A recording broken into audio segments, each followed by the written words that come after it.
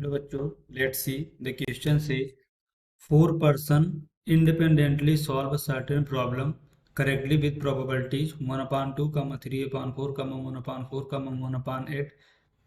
Then the probability that the problem is solved correctly by at least one of them is A part 235 upon 256, B part 21 upon 256, C part 3 upon 256, D part 253 upon 256. तो question को solve करने से पहले हम इसका basic concept सीखेंगे, इसके according question को सॉल्व करेंगे। दैट इज सॉल्यूशन की कॉन्सेप्ट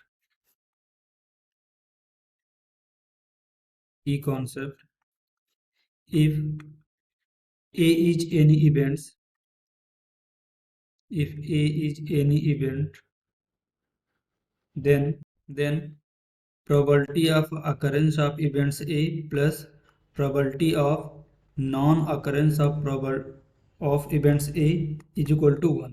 तो हम इस बेसिक कॉन्सेप्ट का यूज करेंगे, इसके रिगार्डिंग क्वेश्चन को सॉल्व करेंगे। देखो, प्रोबेबिलिटी ऑफ ए डैश का मतलब होता है कि इवेंट्स ए हो और नॉन मतलब उसका अकर ना हो, इस बात की प्रोबेबिलिटी है। तो इन दोनों का सम एक वन की इक्वल होता है। तो हम इस बेसिक कॉन्सेप्ट का यूज करेंगे, इसके रिगार्डिंग क्वेश्चन को सॉल्व करेंगे। उसको देखते हैं नेक्स्ट स्लाइड में। तो हमारे क्वेश्चन में क्या गिवन है, 4 पर्सन है। लेट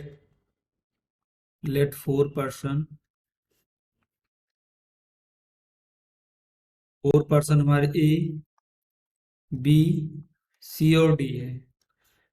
अब देखिए क्वेश्चन में क्या गिवन है, 4 person independently solve a certain problem correctly with probability 1/2। अगर ए वाला पर्सन क्वेश्चन को करेक्टली सॉल्व कर देता है, इस बात की प्रोबेबिलिटी 1/2 है। बी वाला सॉल्व करेगा पर्सन, इस बात की प्रोबेबिलिटी 3/4 है। और सी वाला क्वेश्चन को करेक्टली सॉल्व करेगा, इस बात की प्रोबेबिलिटी 1/4 है। और पर्सन डी क्वेश्चन को करेक्टली सॉल्व करेगा, इस बात की प्रोबेबिलिटी हमारी क्या है, 1/8 है।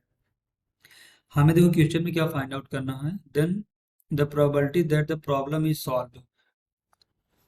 तो प्रोबेबिलिटी ऑफ एटलीस्ट वन की द्वारा, प्रोबेबिलिटी ऑफ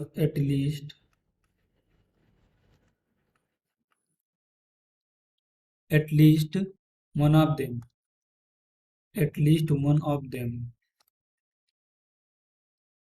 इसमें कोई एक पर्सन, कम से कम एक पर्सन इस क्वेश्चन को सॉल्व करे तो हमारा क्वेश्चन सॉल्व हो जाएगा। तो इस बात की प्रोबेबिलिटी होगी that is the 1 minus probability of not solve, not solve by anyone. देखो, कम से कम इसमें एक व्यक्ति या एक पर्सन क्वेश्चन को सॉल्व करके, इस बात की जो प्रोबेबिलिटी होगी तो 1 माइनस टोटल में से कोई भी ना सॉल्व करे। अगर इस बात की प्रोबेबिलिटी को सेपरेट कर दिया जाए तो हमें यहाँ से मिल जाएगा कि एटलीस्ट वन ऑफ देम इसमें से सॉल्व करेगा, तो यहाँ से मिलेगा दैट द 1 माइनस।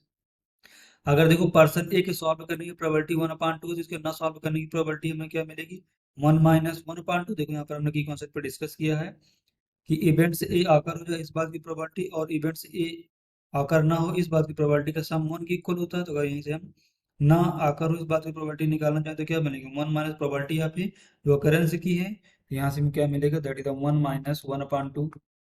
कोई पर्सन नहीं सॉल्व करेगा, दैट ए वाला भी नहीं सॉल्व कर पा रहा, बी वाला पर्सन भी नहीं सॉल्व कर रहा, तो इस बात की प्रोबेबिलिटी ना सॉल्व करने की कितनी है, 1 माइनस 3/4।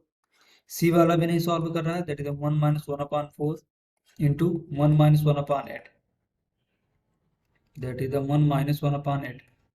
इसको सिंप्लीफाई करें तो देखिए यहाँ से हमें क्या मिलेगा, दैट इज द 1 माइनस 1/2 क्या मिलेगा, that is the 1/2 into 1 minus 3/4, that is the 1/4 into 1 minus 1/4। इसको सिंप्लीफाई करेंगे, that is the 3/4 into 1 minus 1/8, that is the 7/8। इसको सिंप्लीफाई करेंगे, नेक्स्ट स्लाइड में देखते हैं। तो देखो यहाँ से हमें क्या मिलेगा, that is the 1 minus 1/2 1/3 into 3/4 into 7/8। यहाँ से हमें कितना मिलेगा, दैट इज द 21/256। इसको देखो हम अगर फर्दर सिंप्लीफाई करें तो यहाँ से हमें क्या मिलेगा, दैट इज द 256 माइनस 21/256। इसको फर्दर सिंप्लीफाई करेंगे, देखो यहाँ से हमें क्या मिलेगा, दैट इज द 235/256। ये देखो हमें किस चीज़ की यहाँ से वैल्यू मिल रही है कि कम से कम एक, oh sorry, probability that the problem is solve correctly by at least one of them, कम से कम एक के द्वारा क्वेश्चन सॉल्व हो जाएगा, इस बात की प्रोबेबिलिटी यहाँ से हमें क्या मिली, दैट इज 253/256। इसके अकॉर्डिंग देखेंगे हमारा कौन सा ऑप्शन करेक्ट होगा।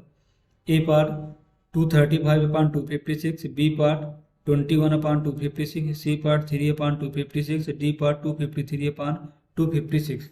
तो option A is the correct answer. Hope you understood it well. Best of luck.